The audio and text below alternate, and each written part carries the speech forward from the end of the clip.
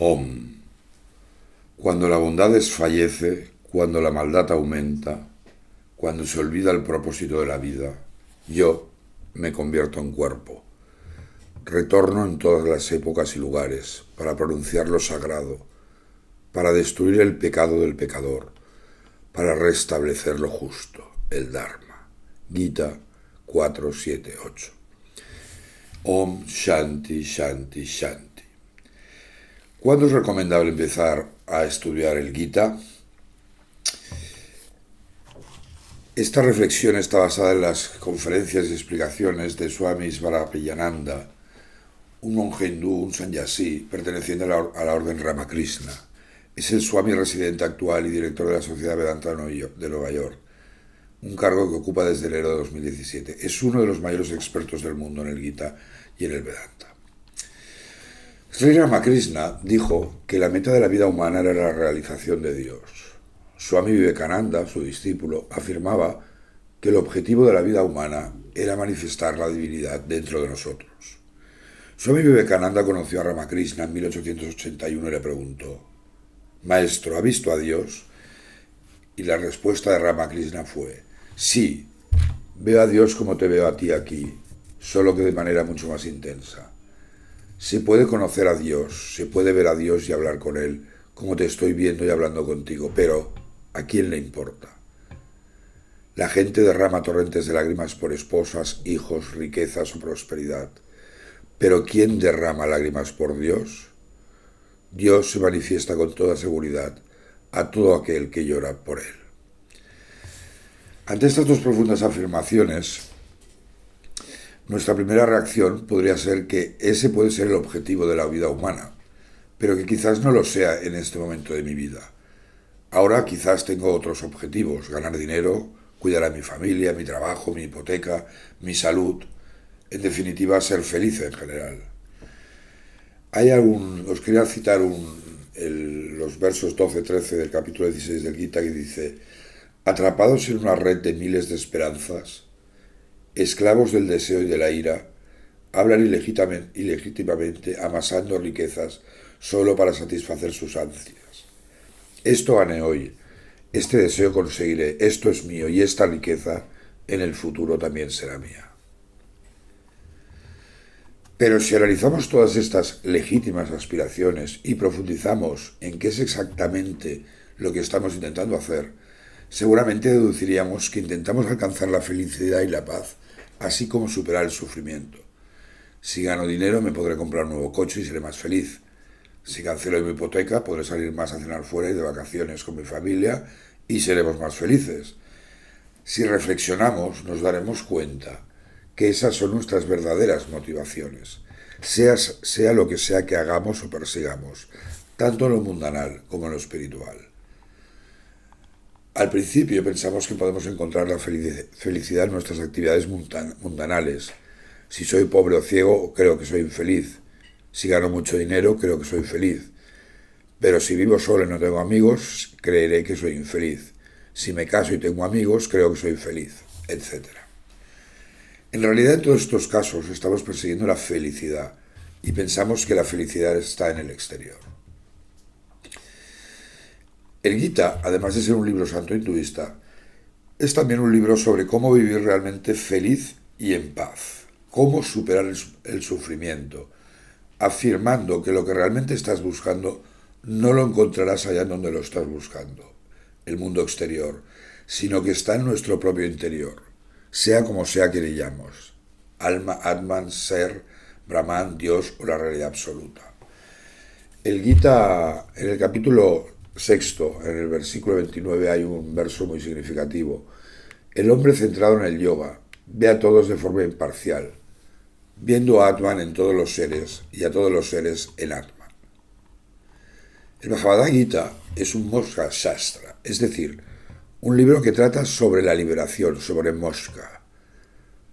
Todas aquellas actividades externas que creemos que nos deberían conducir a la felicidad, podemos clasificarlas en tres: karma, artha y dharma.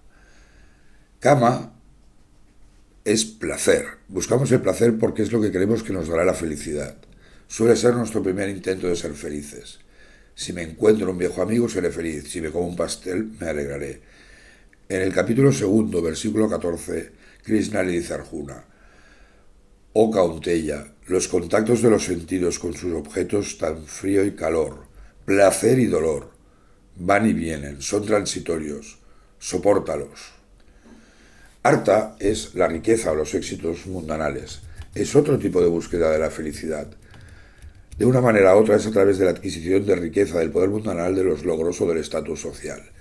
En el capítulo 18, en el verso 34, Krishna le dice a Arjuna: esa voluntad es rajásica, cuando deseando los frutos se aferra con apego a la rectitud, al dharma, al deseo y a la riqueza. Dharma es realmente una palabra difícil de precisar, porque en sánscrito puede tener muchos significados: moralidad, decencia, religión, deber.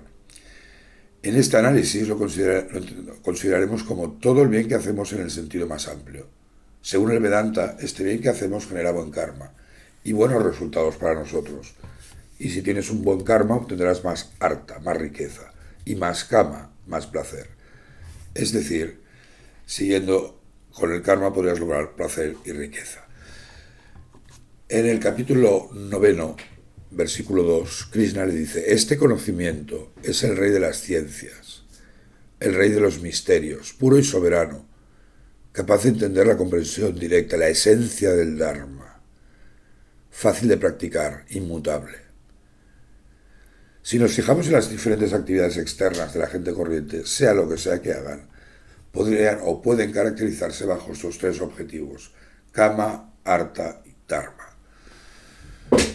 Cuando un buscador se da cuenta de que ya no puede ser feliz siguiendo a estas tres, cuando descubre que la búsqueda en el exterior ya no es suficiente, entonces está preparado para la espiritualidad, para la religión, sea cual sea, y para entender y aplicar en su propia vida la infinita sabiduría del Gita.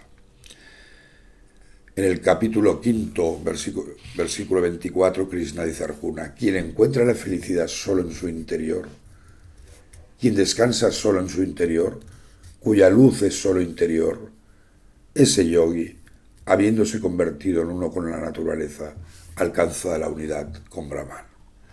Así pues, el Gita es un camino de liberación.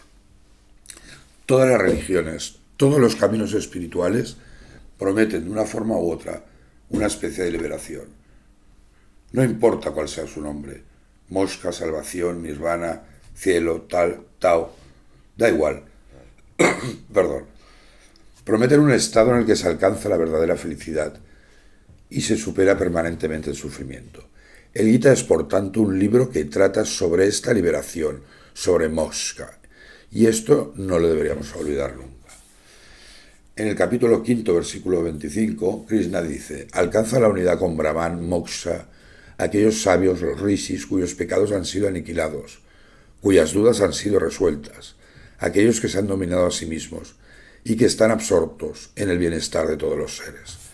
Esto es importante saberlo. El Gita no es un libro que te enseñe cómo disfrutar de la vida, ni cómo ser rico, aunque en cierta manera sí que te puede ayudar, ni tampoco es un libro para la gestión corporativa, aunque cada vez más se usa en la gestión empresarial.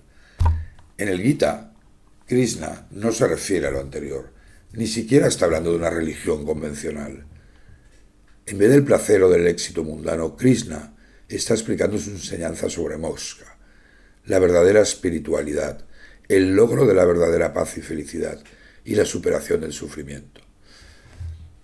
En el capítulo 6, versículo 15, Krishna dice a Arjuna: con la mente controlada, el yogi se une a Atman, gana la paz que culmina en el nirvana, la paz que está en mí. La búsqueda del Buda sobre la existencia del sufrimiento y que existe una solución para librarse de él es el pilar del budismo. De igual forma, el Gita es un libro sobre moksha y conforma el pilar del hinduismo. Las enseñanzas del Gita pueden aplicarse en diferentes campos: gestión de recursos humanos, estrategia empresarial, marketing, relaciones sociales, reducción del estrés, meditación, incluso para ser una persona. Pero nunca hay que olvidar que es un libro de liberación, de iluminación a través de la espiritualidad. Mucha suerte con vuestro estudio del Gita. Om. Lo irreal nunca viene a la existencia y lo real nunca deja de existir. Gita 2:16.